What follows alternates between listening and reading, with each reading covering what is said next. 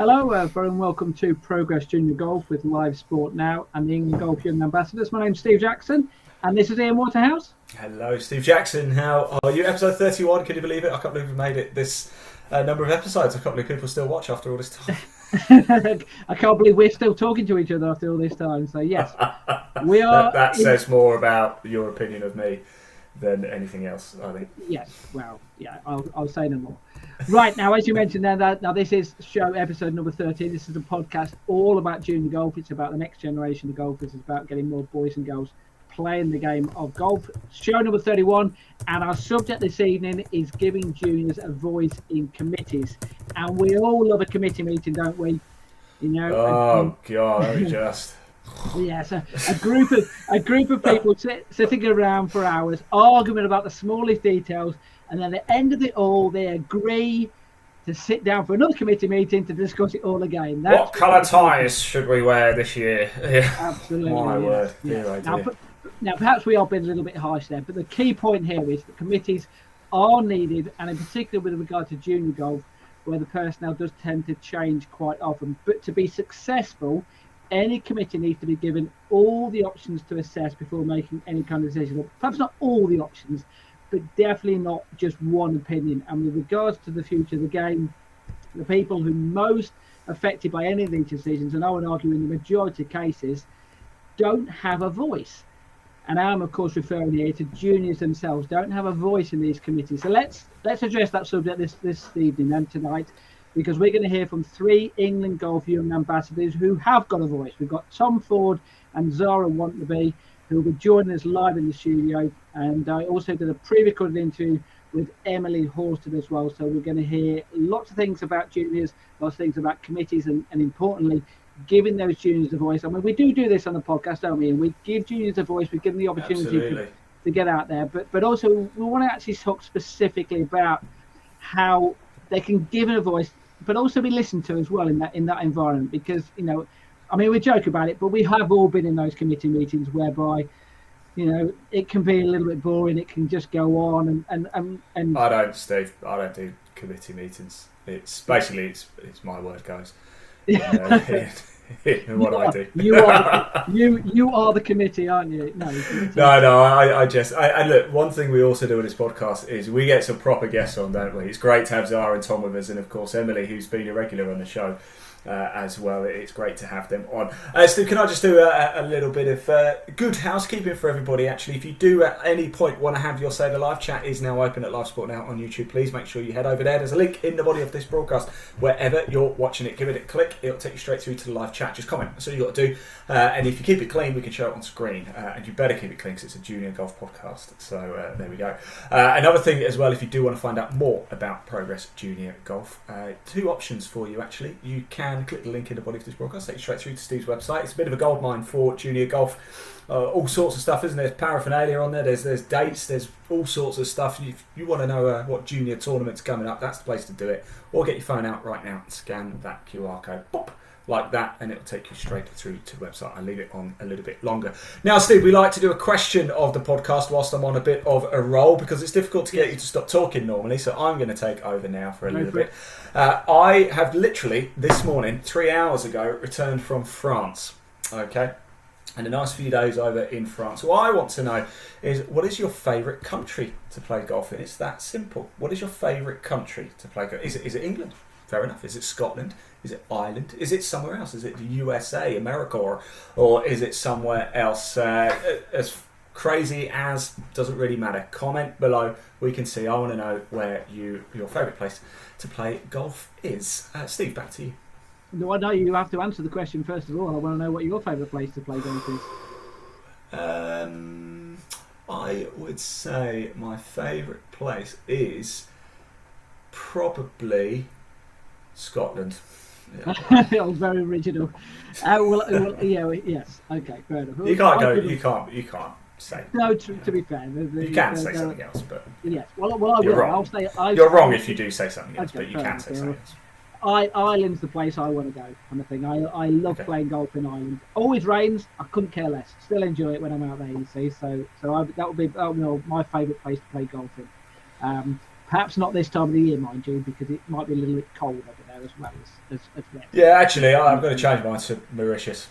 I've never played golf there, but I've got a feeling I'd like it a lot. Well, I can say I have, and it is very nice. There we go. Yeah, I would recommend it. Anywhere hot, actually. So, yes. Sorry, Scotland, you've been relegated. Right, first things first, then let's do the latest golf news then. Where should we start? Now, I did have a quick chat with Tom and Zara off air, and they said that they're more than happy for us to go on with this news for hours and hours. They're willing to wait. They're going to stay up quite late because we're going to do a long news section here because we're going to talk about the Sunningdale foursomes. Now, we gave it the big build-up last week or a couple of weeks ago. Plenty of juniors involved. Lots of junior winners in many years, including last year. So what happened this year then? Ian, I'm going to give you loads of time here. Give us the big build-up here. Tell us what happened then. The floor is yours. Carry on. Well, for the second year running, we managed to secure a broadcast deal with Sunningdale Foursomes to broadcast the 89th Sunningdale Foursomes, just like we did for the 88th Sunningdale Foursomes, which was an overwhelming success. So they had us back to cover the 89th Sunningdale Foursomes live, and we're going to do the semi-final and final. Of course, completely live, free to air for people to tune in and watch. We arrived on Tuesday, day one, lovely day, a little bit cold, but you expect that, don't you? In fact, Steve and I, we both sat down, we spoke to Charlie Hull, we spoke to Ryan Evans, we spoke to a number of different players, didn't we? Oliver Caton, of course, we know very well as well. And it was all looking quite rosy, wasn't it? Until 24 hours later, and the weather decided to play its part, and unfortunately, the Sunningdale Foursomes, the 89th Sunningdale Foursomes, was cancelled. So what a shame that is, but I can assure you we will be back for the 90th edition of the Sunningdale Foursomes. I have spoken to Christian Foreman, Director of Golf at Sunningdale, and they would like us to come back and broadcast live the semi-final and final in 2024. So that's what happened. It was a washout, I'm afraid. Sorry everyone. It was a great day on day one. But that's as good as it got, unfortunately. But a huge thank you, by the way, to Sunningdale for sort of looking after us and everything. And I must say, a hell of a lot of work goes into that. It's not. This happens in sport, unfortunately. I'm involved in a few other sports, and it happens. It happens more than I'd like it to happen, but it does. But a lot of work goes into preparation for an event like that, from not just the golf clubs, but from our side on the broadcast side of things as well. And then, of course, the whole thing just gets washed out. But that is sport. That is the risk we take. And it happened. So there we go. So our 20-minute news section then, talking about the Sunningdale Foursomes, has been ditched then, has it? Is that correct? No, we can talk about it. So what happened is there's no winner. So congratulations, congratulations to Lottie Woad and Rachel Gawley, because they are still the defending champions. No, because I got a text message from Ryan Evans to say that he is the joint winner of the 2023 Sunningdale Foursomes, because at the end of the day, How on earth has he managed to claim that one? To be fair to him, Charlie Hill, they did get through their first round match. I think they won 6-5. So they were one of the better winners, kind of thing, from that first round. So they can kind of half claim to say that they were. Yeah, but you can't claim you've won the Masters. You can't say you've won the Masters just because you led the leaderboard after day one, can you? Yes, I know. Right, let's find some news then. So bear in mind that it's been cut short already. So there has been some competitions. Overseas then, the Spanish Amateur Championship. This obviously is a men's amateur championship and the women's amateur championship, but juniors play a big part in it. And once again, right at the top of the leaderboard again, British boys champion Albert Hansen from Sweden. He lost in the final on the last hole to 20-year-old Nicola Gerdhudson from Switzerland. Hansen as well beat Welsh boys champion Colin Burford in the last four, and also in the last four as well was Pierre Vernick from Germany, another junior golfer. So lots of juniors doing really well in that. That was the men's side. Women's side, even better, because 17-year-old Nora Sundberg from Sweden, she won the competition, beat reigning European ladies amateur champion Savannah de Bock from Belgium. In fact, Sundberg did really well because she led the stroke play qualifying. Then she won the match play as well. This is a player who played in the Junior Solheim Cup 2 years ago. And actually, this event is a qualifier for the Junior Solheim Cup. And it's also a qualifier for the Junior Ryder Cup. I think you've got the latest standings to come up here. The Junior Ryder Cup takes place in Rome from September the 26th to the 28th. It goes ahead of the main edition, the 44th edition of the Ryder Cup. So just looking at those standings, so the way it works is the 3 girls and 3 boys automatically selected for the team. 12 players selected altogether, so 6 more players will be picked by team captain Stephen Gallagher. mentioned there Per Vernick there, who moved up to the second place in the standings on the back of his performance in the Spanish Amateur Championship. Sean Keeling as well. He did pretty well actually in the Spanish Amateur. He got knocked out in the third round by the eventual champion. So obviously no disgrace in that. He actually lost on the 19th hole, so really unlucky there. Then and looking at the girls side of there, there's Nora there who obviously won the tournament up in second place there. Also, it's a bit of a your question about countries to play in. There's a bit of a spot the flag competition as well, of trying to recognise some of the nations there who are in there. Well, I don't recognise Sean's flag. No, you're right. It is Ireland. Is Believe it? it or not? Yes, apparently. It's an Irish flag I've never seen before. Yeah. Well, there you go. That's the Europeans for you. Perhaps they're going with a different one. Perhaps that's the EU flag. Who knows? Well, I can tell you the rest, but I just can't tell you Sean's. But if you say it's Ireland, I trust you. I am led to believe. But there you go. So yes, the next qualifying event for the boys and the girls is the French International Boys and Girls Championship. That takes place on Easter weekend from April the 6th to April the 10th. Now, hot news. I know you like your little thing which goes across the bottom saying breaking news, because I have some breaking news for you. Oh, hang on. Yeah, let me wait for it. Let me just find it, because I wasn't prepared for that, you see. There you go, breaking news. Right. Now, hot off the press, because literally it's just happened today. The Bernard Darwin Youth Salvo took place at Rye Golf Club. It played over 36 holes yesterday, 36 holes today. The winner, Tommy Bowen from Welshpool Golf Club, shot 79, 68, 66, and then 72 today. I think he's only 20 years old. I know he's under 21. I think he is 20 years old. So another really good young player. Won by one shot from Harry Mallin from Bognor Regis and Alex North from St Andrews Golf Club. So well done to Tommy. Straight up hot off the press there.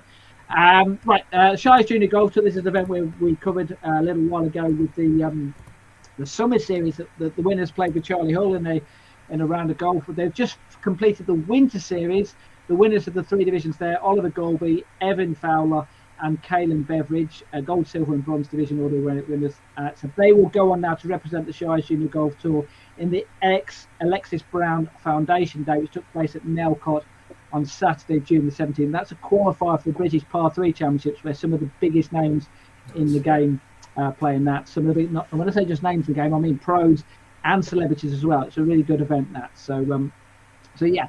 Now, you mentioned a little bit earlier about the Progress Junior Golf Tour, the Progress Junior Golf website, and putting up the competitions. I've spent a lot of time this week putting up events, all the latest events. There's now, believe it or not, over 1,000 competitions on that website.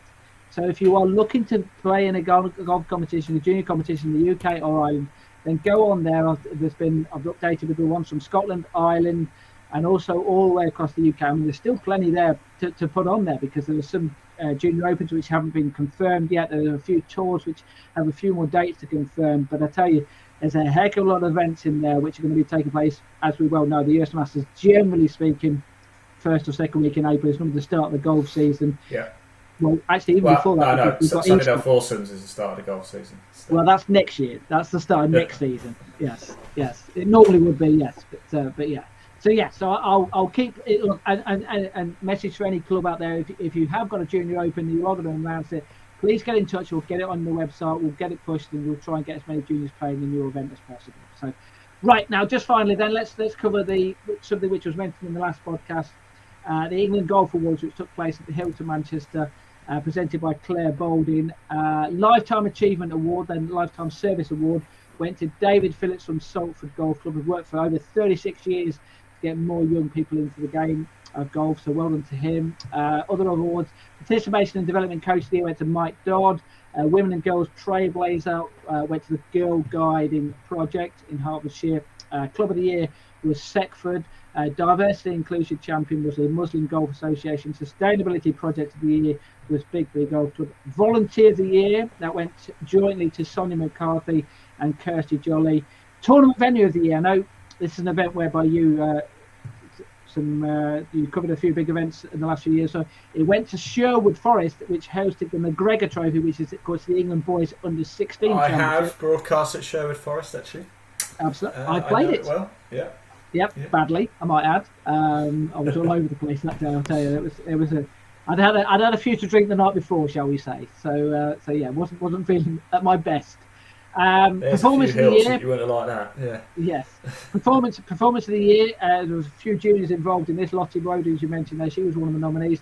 It went to Dylan Shaw Radford, who won the England Boys Championship, so well to Dylan. County of the year was Bedfordshire. They've done a lot of work with, in particular, with girls golf. They've combined the men's and ladies section. They've done a lot of work with girls golf.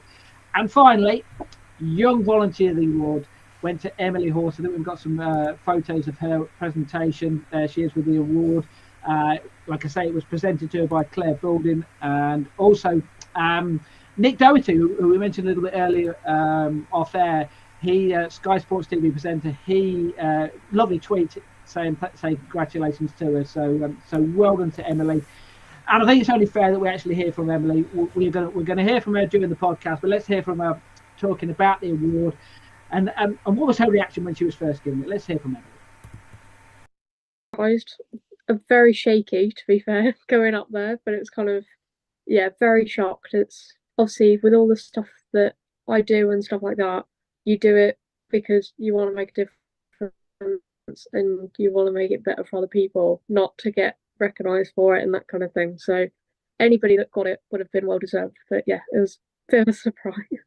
Just explain though, for those who aren't aware of what you have done, just to give us a bit of a background of what you think you might have got the award for then. So we get the list started. Yes. I'm a National Young Ambassador with England Golf and the Golf Foundation. I'm the chairperson for the Girls Leadership Panel for the country with the Golf Foundation. A lot of volunteering at different events, so I helped coach God knows how many hundreds of kids golf in little groups at the Festival of Sport. That was quite cool. I've helped at the BMW PGA, so I did the junior coaching and running little activities for them. I did that over there. I've taught the group coaching sessions at Belton Park. I've helped with them at Milton.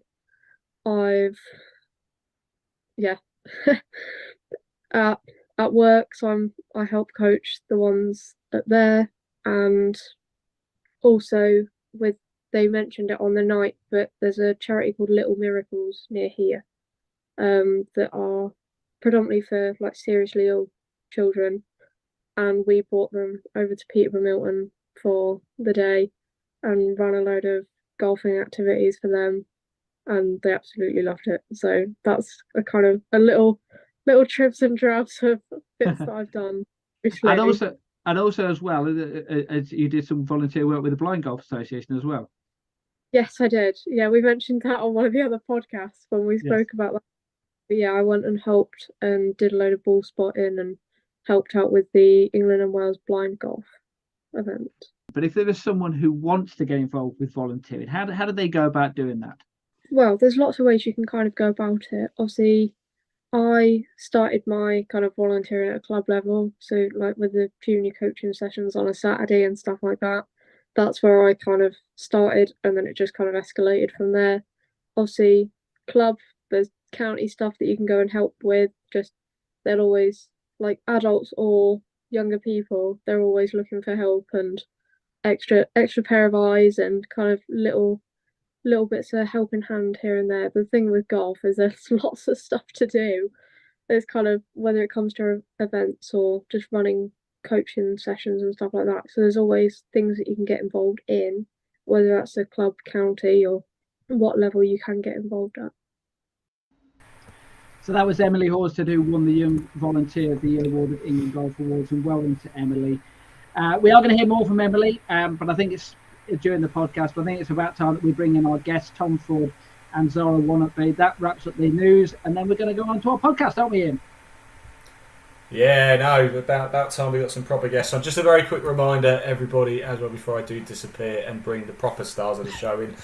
Your favourite, I just want to know, what is your favourite country to play golf? And please do comment below. We can see the comments. And if you head over to Live Sport Now on YouTube, make sure you hit subscribe. We watch live golf in 2023, aren't we? Mizuno Next Gen Series, Trilby Tour, ITS 2020 Pro Tour, England Golf, you name it. Live golf, it's free to air. do tune in and head on over. We want to hear from you. Rightio. Right, I'm going to get the guests in and I'm going to bail out. Enjoy. Okay, so that's Ian gone. Now we've got the important people on. We've got Tom Ford and Zara Wannabe. Waternaby, sorry. I knew I was going to say it wrong, didn't I? So I apologise. Everyone hear me okay? Yeah. Yeah, all good. Okay, great. Right now, so we are here doing a podcast on Progress Junior Golf. We're going to be talking about giving juniors a voice in committees. So actually, we'll go back to the news section there with Emily and talking about when she got involved with becoming a young ambassador. I'll come to you first, Tom, then, because presumably that was one of the reasons why you got involved with the young ambassadors, to have a voice and give you the opportunity to try and give a junior perspective.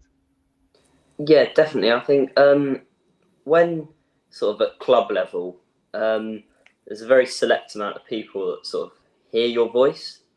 Whereas if you become a young ambassador, then you've got a lot more people you can talk to get your voice out there, and a lot more resources that you can access to help get your voice out there, and there's a lot more people that will hear it as a result of that.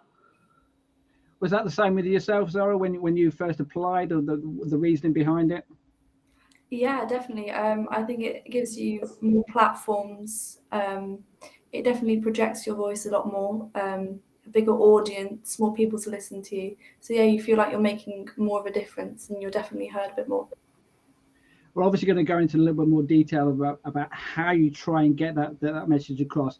Let's hear. We're going to hear quite a long interview, or Emily's point of view of the reasons why she got involved and how she had gave the first opportunity to actually get her voice across. And obviously that is part of being the young ambassador. So let's hear from Emily of what she did and how she went about it, and when she first gained that opportunity to get her voice heard in golf.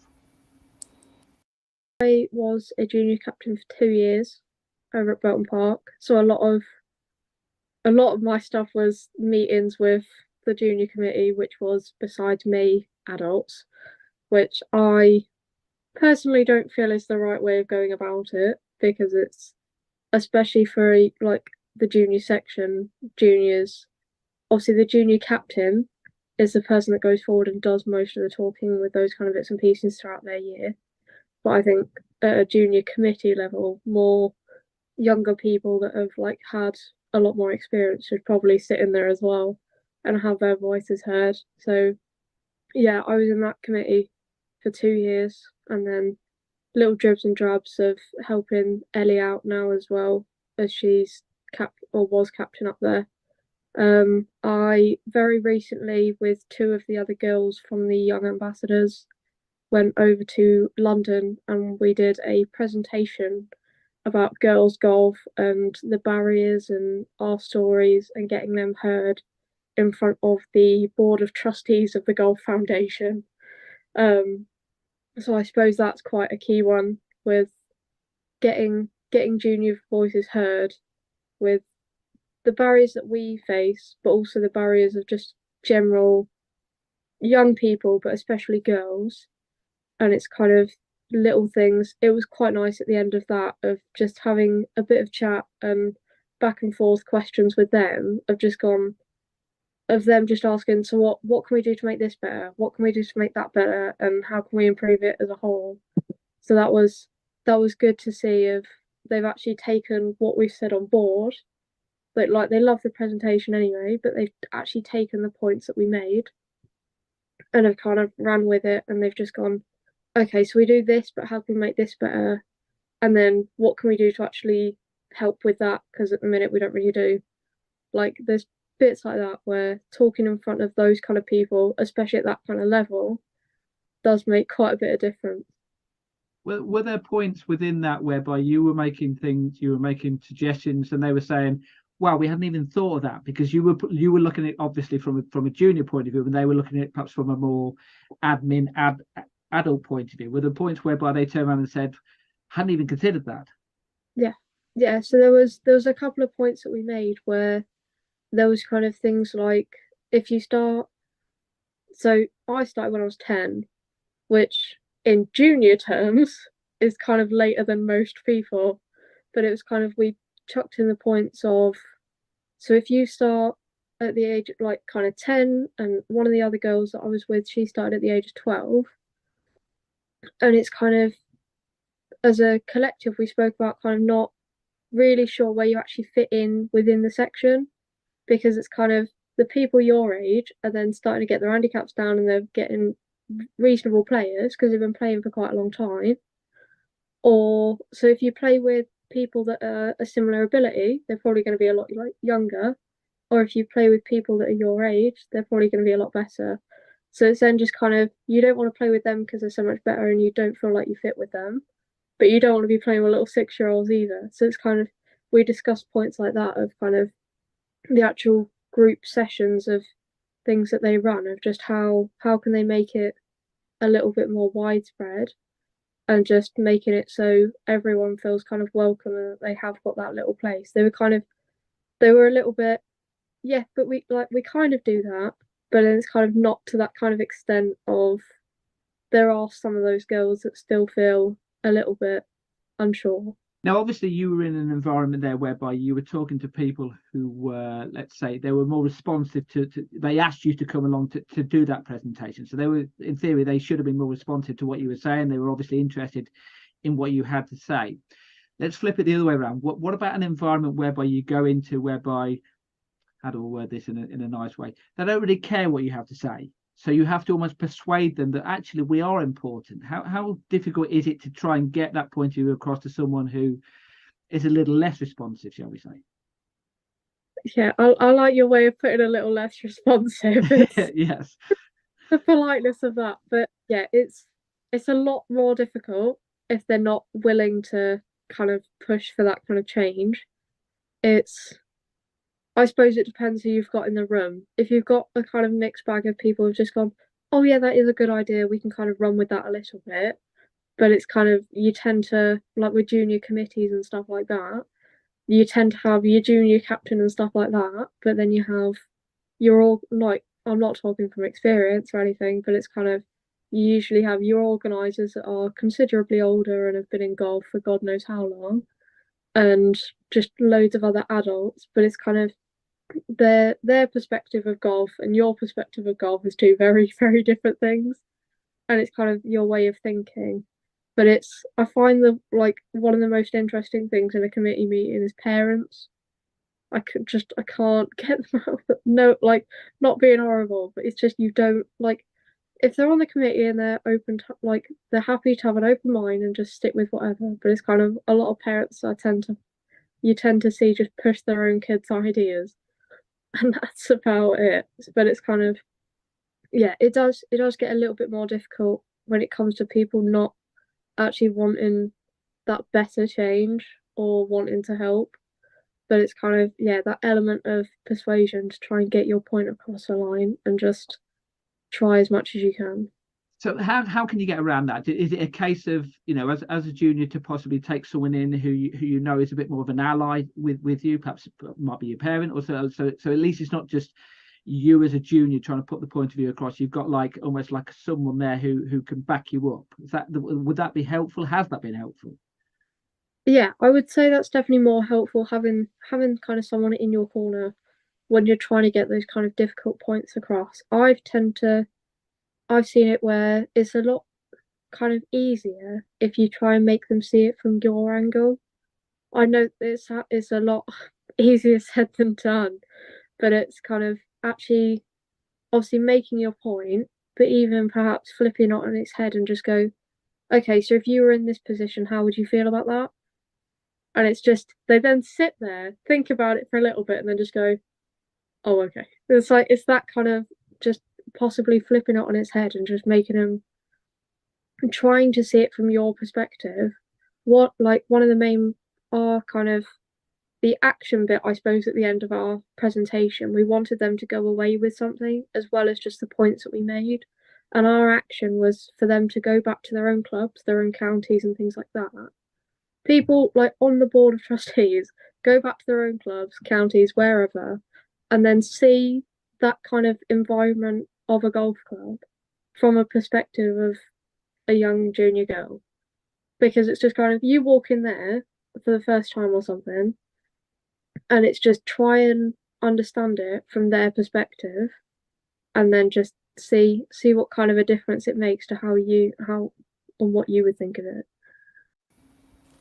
So that's Emily Horsted talking about her experience as young ambassador and her going into in that environment whereby she has to give her point of view across. So we'll come to Zara first of all then. Zara, have you been in that situation, and when you had to be that first time you ever had to stand in front of a committee, whether it might be the club captain or whatever it happened to be, general manager at a club, what was your feeling then? Do you feel as if you were being listened to?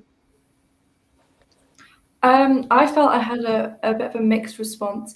Some people were more willing than others to listen to what I had to say, the points I had to make, but others were more hostile to sort of my perspective. They sort of didn't want to hear me out. So yeah, you get a varied response. And how old were you when that first time that you had to do that? I was actually 15 because I had just become junior captain for my golf club. So I thought that maybe I'd be taken a bit more seriously being an older junior than, the age I was when I started, but you still get mixed responses. And what about your experience, Tom? What was your first experience? How old were you when you had to be So I've probably had to first stand up in front of my club when I was, say, probably around 15 as well, because 15 is sort of when I started really thinking about ways that I could go around and improve the club. And before that, it's almost a bit scary to go and talk to members. They're there, they're sort of in big groups, and you sort of don't really want to go up to them. But I think once you do go up to them, it's actually all right, and you turn out they are quite friendly.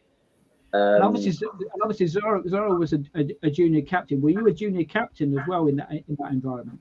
Yeah. It was probably a few weeks before my junior captain's day that I had, when I stood up and went, look, I've got a junior captain's day. Could I have donations or raffle prizes or anything like that, really? And yeah, it was scary, but I think, as Zara said, you do get a mixed response. You sort of get the people go, oh, he's 15, doesn't really matter, or oh, actually, that's the future of our club.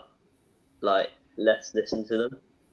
So let's talk about specifically then as a junior captain then, and if the juniors watching this who might well be a junior captain, might well be their year of being a junior captain. Just give us some of the issues which might crop up in your captaincy year, which you might have to bring up to adults, and just explain. So you mentioned there the example of you have a junior captain's day. So what things might you have to organise with that, and you have to go and then take those type of issues to an adult or to a group of adults? So obviously funding for my junior captain's day was something that I definitely needed, because funding and raffle prizes, and actually a bit of help with ideas, because I'd never done one before. So I sort of went to the committee and past captains and thought, right, what did you do on your captain's day that worked? And they came back to me and were like, we did this, and this, and we felt that went really well. And obviously you were talking to a captain about how their captain's day went. Well, obviously that's very different from a junior captain's day, isn't it? Is that a similar experience that you had, Zara? Well, I've been junior captaining for 2 months, so I'm yet to organise some big events yet. But have you had that conversation yet? Have you had that conversation with about your captain's day, about what you may or may not do? No, not yet. Okay, so all right. So you take some advice here from Tom. Then, what do you think you need to do as far as when you go into that meeting, in the sense of obviously you want to make it your day, you want to make it a really special day for yourself and for the juniors there. Some of the things which you had, Tom. Then, what do you think Zara might need to do when she goes into that first meeting? So sort of just be like, look, this is my idea, and then don't be like, this is my idea, this is what's happening. Be like, this is my idea, what do you think of it? So then they can be like, well, on my captain's day I did this, maybe you can implement that. Or just sort of don't have everything set in stone. Be open to change to the plans that you've already got. And obviously, we're talking here. Tom has done it as been a junior captain. So, are you speaking to the person who was the junior captain last year and trying to get what their ideas was, how it went with them last year as well? Yeah, I've had a discussion with the old junior captain of my club, giving me a few tips and things on how to sort of navigate the committees and individuals on the committee. Yeah. And one of the things which cropped up in what Emily said there was something, and it's a question that which I raised, which is inevitable, and that's that you're going to have some people, and you mentioned it as well, Tom. You're going to have some people who are responsive to what you have to say, and some people who aren't responsive. So obviously, you almost have to go in there with two different tacks, in the sense of, if you do get a responsive back, then obviously you know that it's someone who you might be able to work with. How do you deal with them when they're less responsive? So it's almost a case of, you almost have to feel as if you have to listen to them first, or before you can get your message across. I mean, is that something? How difficult was it with you when you first had to do that, Tom?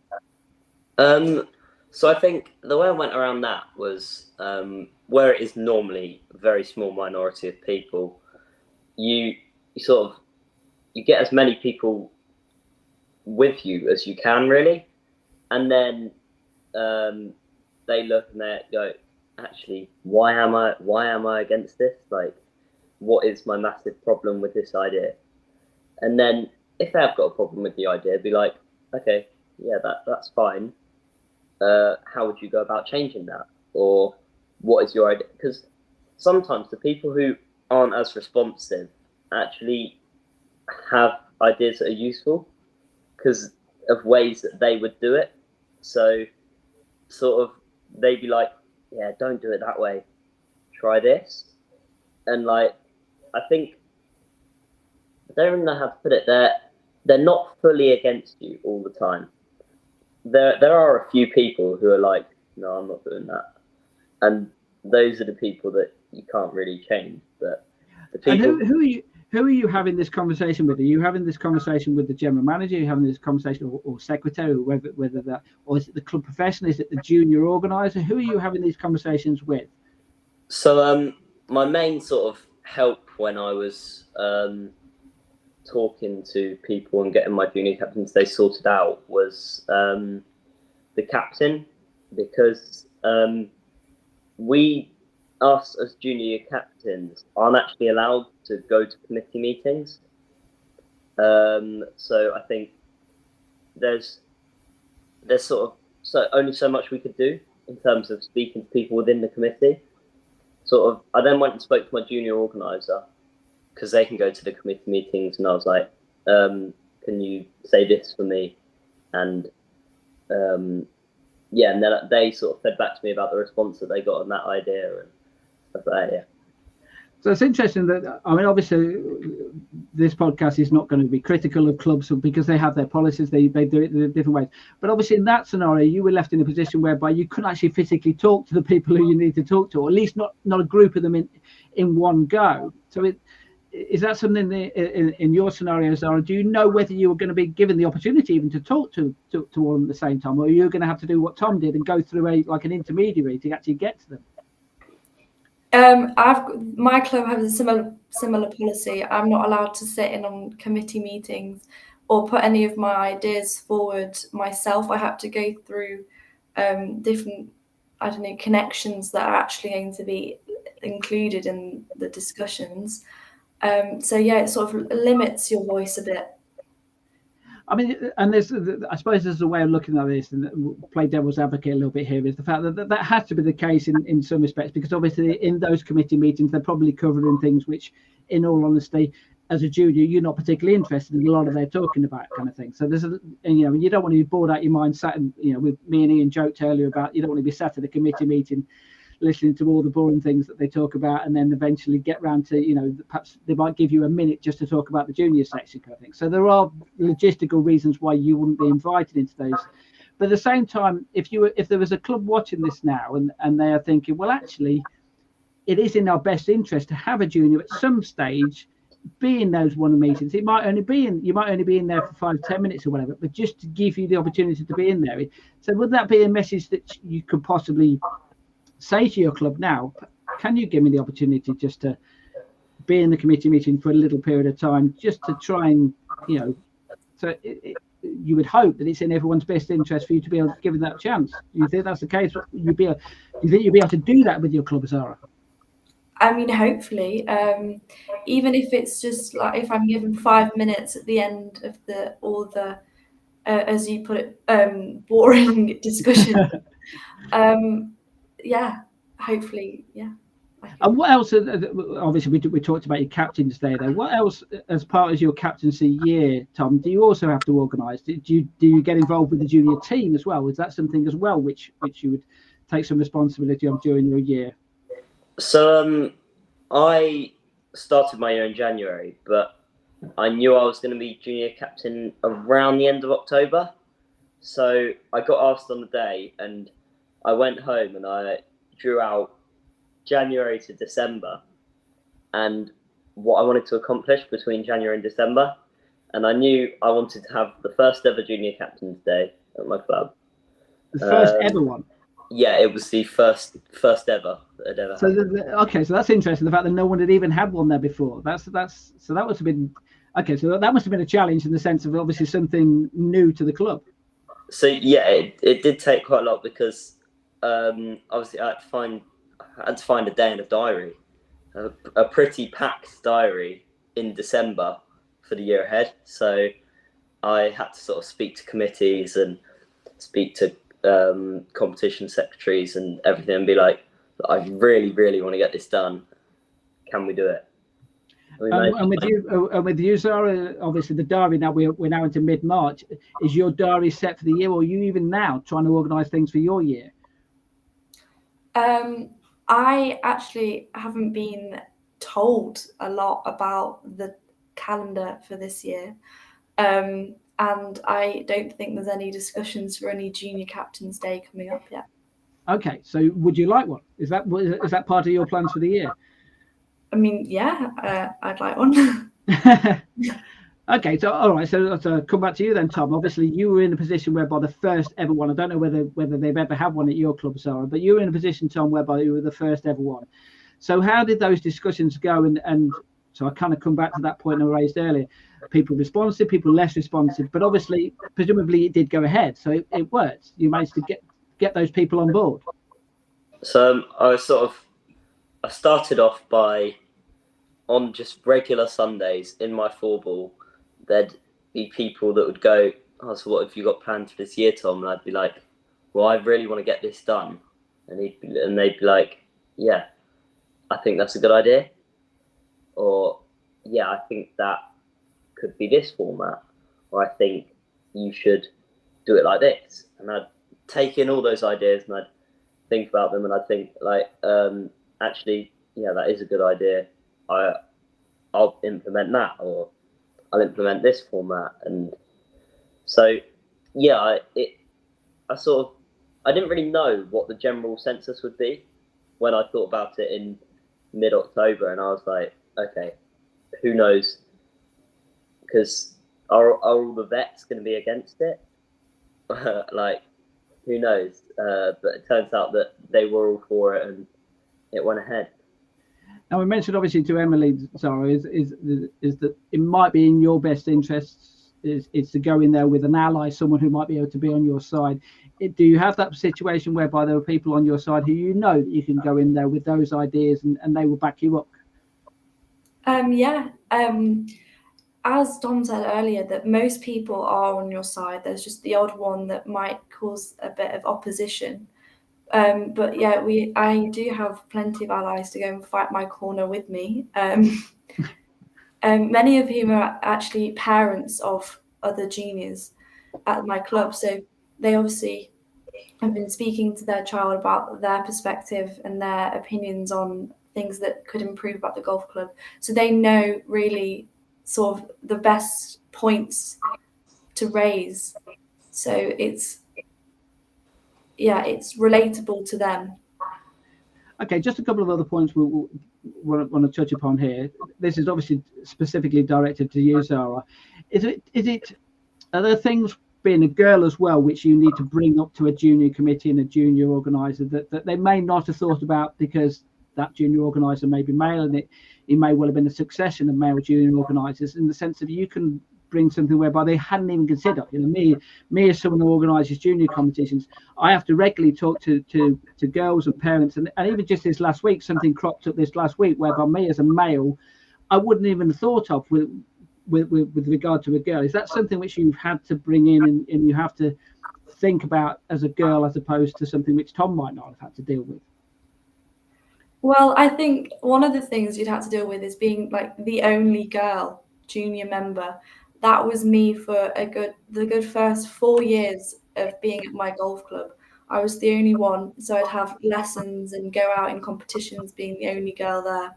So I'd say that maybe, I don't know, having lessons targeted specifically at girls, getting more young girls into golf, which I think was a success at my golf club with that Girls Golf Rocks campaign that England Golf did. I was one of the Girls Golf Young Ambassador for that, and we had a good turnout every week. So I'd say continue doing things like that, and that would, help get more young girls into golf and be more inclusive for them. I think it probably perfectly brings it into my next point as well, and that's during your year, and this will bring in Tom as well on this, because it's very similar. It's the fact that, is junior coaching, is that something which you were particularly keen to work with the club, in the sense of giving a junior perspective on that? Because your coach might know how to coach a junior, but possibly won't know, look at it from a junior point of view, which obviously you can. So for you, Zara, first, sorry. Oh, me? Yes, sorry, yes. Yes, I was going to say, during your captain of the year, is that something which you're particularly keen to try and give the junior perspective as far as coaching is concerned? Try and give that point of view, as whereby this is how a junior looks at coaching, as opposed to how a pro would look at the coaching. Yeah, I think coaching from a junior perspective is, you like to do it as a big group, so you have your friends there, you feel like it's more of a fun activity, and also you learn tips, so you be able to hit the ball better. And for a young junior, it's like a visual sort of reward, like you can see yourself improving, and I think that's the main junior perspective on coaching. And when you in your captaincy, sorry, Tom, was it last year you were the junior captain, or was it a couple of years ago? Last year, and I've been asked again this year. Okay, all right. So you get two years of doing it. So yeah. So by now you're getting yourself used to doing it. Then, were you involved with trying to do the junior coaching, or trying to implement ideas there? Yeah. So we had a junior team that entered in a local league, and obviously I wanted to get as many juniors down to the coaching as possible, because then we've got a good team that we can put out into the league. And of course, the only way that we could do that is by having the juniors interested in coaching. Because if they go there and they're so bored and they're just like, oh, I want to go home, like, they're not going to want to get better. They're just going to want to go home. So I think speaking to juniors and being like, actually, if I did this type of competition, would you be interested? Or if I did like the certain types of things that sort of improved really. So like I think one day last year I said, shall we go out and do 3 clubs and a putter, so they learn how to hit lots of different shots, and that way, and they were like, oh yeah, let's do that. And I was like, oh, okay, cool. Now it's interesting as well. Obviously, you saw the podcast that we did a couple of weeks ago, where we talked about different formats and making golf fun and using different formats. There's no right or wrong format, but there are different ways of keeping up the interest, if you like. So with you, Zara, as well, as far as competitions are concerned, is that something which you're looking to promote during your captaincy year, and something whereby you can speak to the club and say, actually, I'd like to do a 2 clubs and a putter, or team events or something like that during your year, to try and keep that interest up within the junior section? We at my golf club we have weekly competitions on a Sunday where we block book the golf club just so juniors can go out. But they are mainly competitions that are aimed at sort of older years in the junior section. But I think more variety and more, I don't know, creative competitions are better for the younger years. Keeps them like entertained a bit more, keeps them more involved in the game and want to come back. Okay, now we're going to move on to a slightly different subject here. We're going to bring Emily in. Obviously, I spoke to Emily earlier this week, and just going to talk about use of the media, and in particular the use of social media. Let's hear from Emily how she has used that within, as part of being a young ambassador, to try and create more interest in junior golf. Here's what Emily had to say. Young ambassadors splits into 3 groups. So you've got Heroes Handshake, you've got print media, and then you've got social media. So I'm part of the social media team, and it's quite important with a lot of stuff that we do. Obviously, a lot of the stuff that we post is kind of, it's fun, it's enjoyable and stuff like that. But then it's kind of, a lot of it is kind of what we do and things like that, and trying to get our points across to just people everywhere, essentially. And it's kind of, social media is quite key because it's probably one of the easiest and best ways to interact with younger people. So it's kind of, a lot of clubs and stuff like that have like your junior WhatsApp group and things like that with all your parents and stuff like that. And there's bits like that that are quite key because it's the best way to kind of interact with the juniors and get them involved and get them included and kind of get them playing in all sorts and things like that.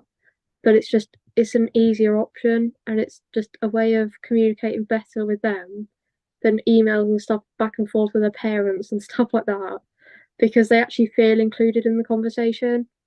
So there's ways like that that are quite key, especially in a junior section, where there's things like that you can do to make it a little bit easier. And are there any social media networks which you would steer more towards or more away from, or do they all have different benefits which you can use? I suppose they all have different benefits that you can use. There's obviously like your age limits and stuff like that on them. There's nothing you can do about that. It's just, it is what it is. Like stuff with WhatsApp, it's with a lot of clubs have a junior WhatsApp group. I know at Woodall we have one. But it's obviously all the juniors are on there, all the parents are on there, and everybody involved. It's like everybody's on there, so everyone feels they're each a part of the section, I suppose, and it's kind of a nice way of doing it. Us as ambassadors, we use Instagram and Twitter. Predominantly, a lot of our stuff is on Instagram because for kind of young people, teenagers, I suppose that's probably the best way of getting our point across and getting them to see what we're doing. Twitter, I suppose our use for it is, obviously there's some young people on there, the likes of me and stuff like that, but I just put all of my golf things on there and what I've been doing. But our kind of way of using that is to get across to like clubs and like people that kind of use that for just general things like that. A lot, like most golf clubs are on Twitter in some form or another, whether they post match or not. And it's kind of, that's our best way of getting our points across to them and show them what we're doing. But it's kind of at a club level, I'd say like WhatsApp and things like that's probably the main one because it's just probably the easiest to use of getting everyone together and getting them all involved. And obviously that's social media. You mentioned as well that you have within the Young Ambassadors, you have a print media department as well. And it is easy to kind of forget about that but that's, I always find as well, that is useful in some ways. That's where you can tap in the adults because the adults tend to still use that. So therefore you can get a junior message to them whereby it's almost directed straight at them, if you like. It takes the juniors, but at least then they realise that there is a junior section out there. Yeah, absolutely. It's kind of, obviously with the Twitter and stuff like that, with that kind of side of it, it's predominantly aimed towards your adults and things like that. But our like print media team especially, obviously most golf clubs will have that little table where you got the stack of like golf magazines on there or something like that. There's not many golf clubs I've been in and not seen that. But yeah, it's kind of, that is predominantly targeting them, because it's kind of, although we need to get our message to young people and juniors and show this is what you can achieve, this is what we are doing, we're trying to get your points across. It's also going to the adults to just go, this is what juniors can do, and it's just kind of, our voice kind of needs to be heard.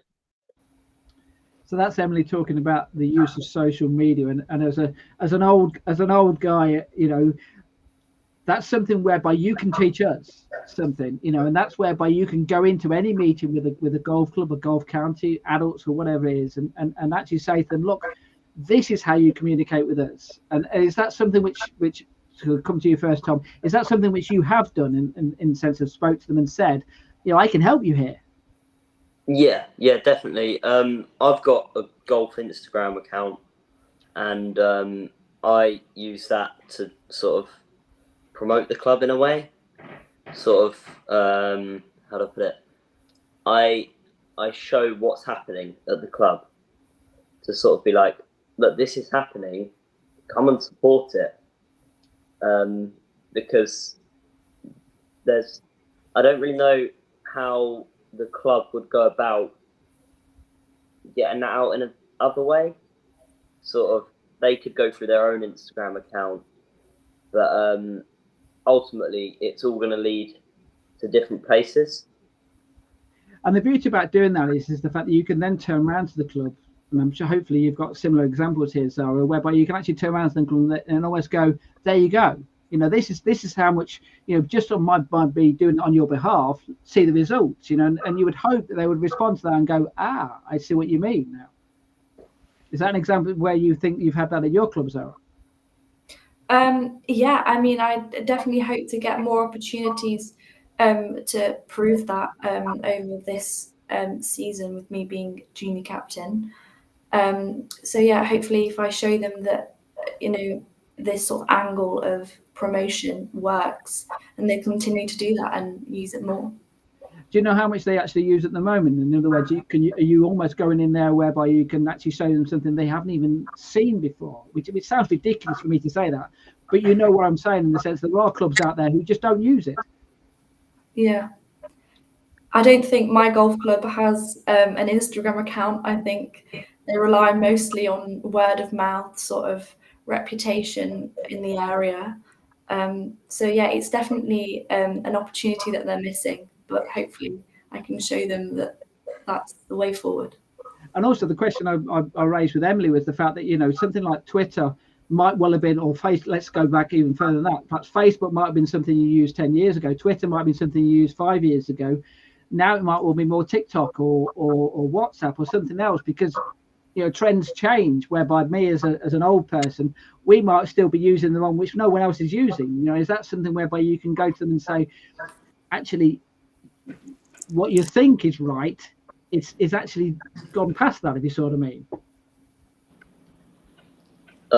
Yeah, definitely. I think as I scroll through sort of, I don't know how to put, modern social medias like Instagram and TikTok, I see more and more golf clubs popping up doing fun videos, and there's like 12,000 likes on it, and it's like, well, why doesn't our club do that?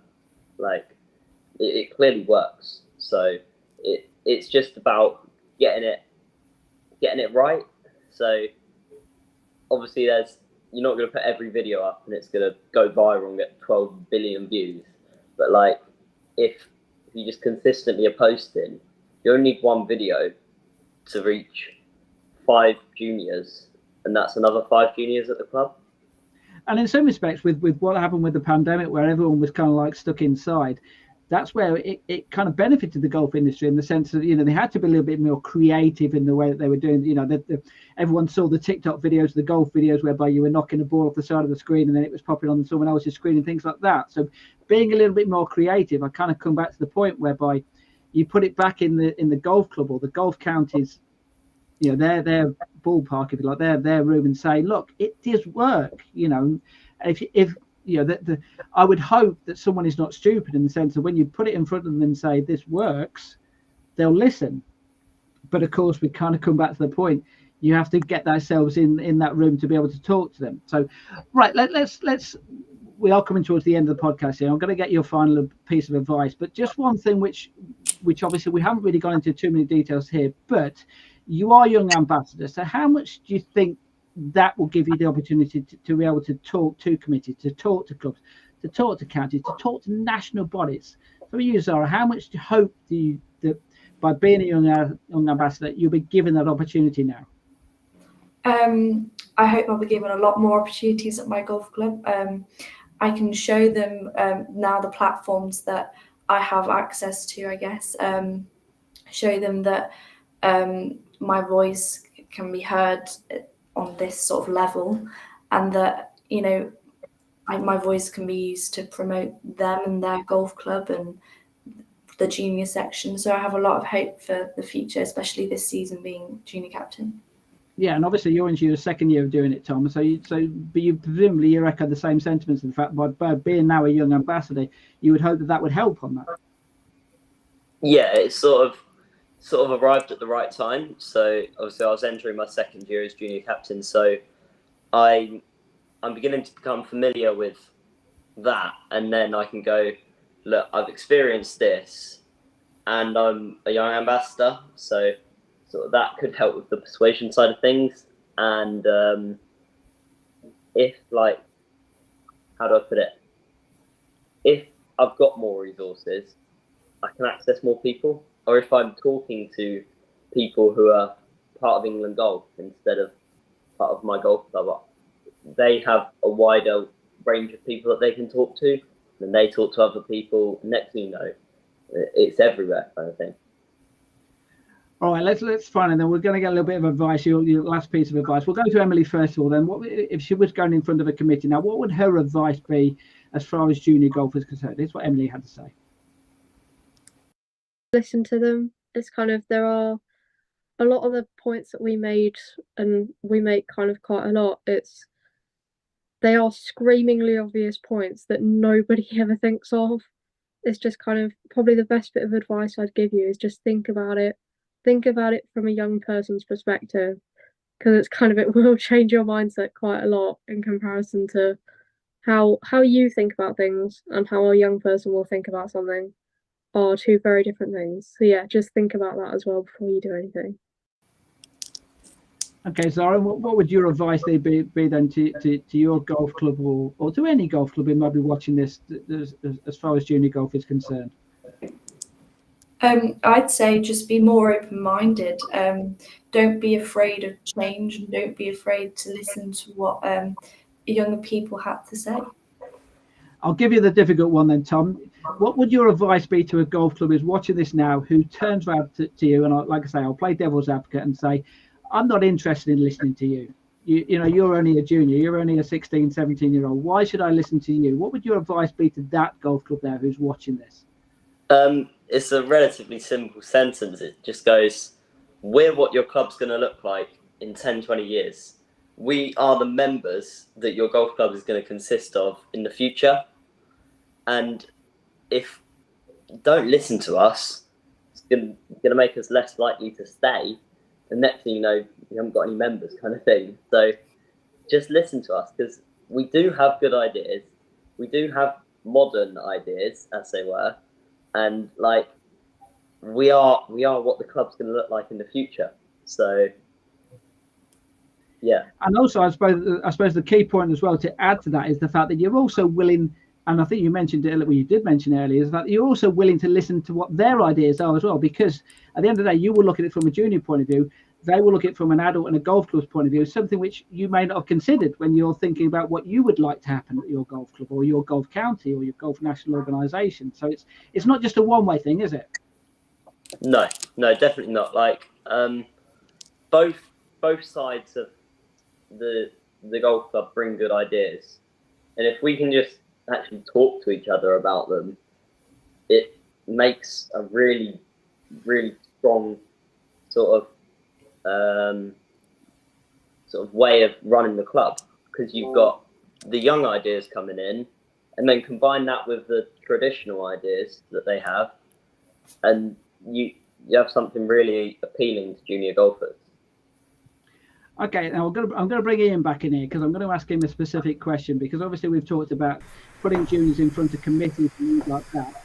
Ian, who obviously like myself works in the media industry as well, you've got, if you're working for a committee within a media company, or it might be a newspaper, it might be a magazine, could be, and you've got some juniors who come to you and say, so I'm not going to name any names here, but let's say there's a golf magazine out there, one of the best-selling golf magazines in the country, and they can read it from front page to the back page, and there isn't a single mention of junior golfers in there at all.